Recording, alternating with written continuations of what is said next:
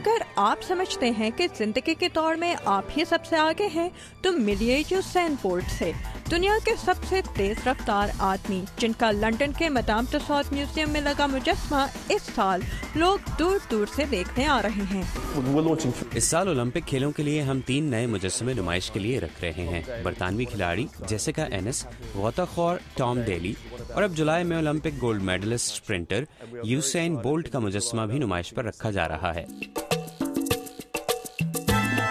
Usain bolt اس سال Olympic کھیلوں میں کیریبین ملک جمیکا کے لیے دوڑیں گے، جبکہ ٹام ڈیلی برطانیہ کی طرف سے غوطہ خوری کے مقابلوں میں حصہ لیں گے۔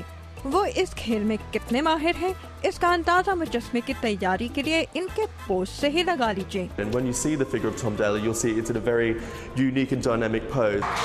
میوزیم کی انتظامیہ کو پوری توقع ہے کہ اولمپک کھیلوں کے دوران یہاں خوب گہما گہمی رہے گی۔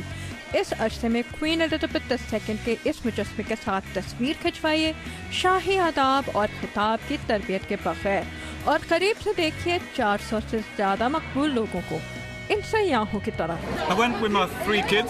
میں اپنے 3 بچوں کے ساتھ یہاں آیا، انہیں یہ نمائش بہت پسند آئی، انہیں اتنا خوش دیکھ کر مجھے بھی خوشی ہوئی۔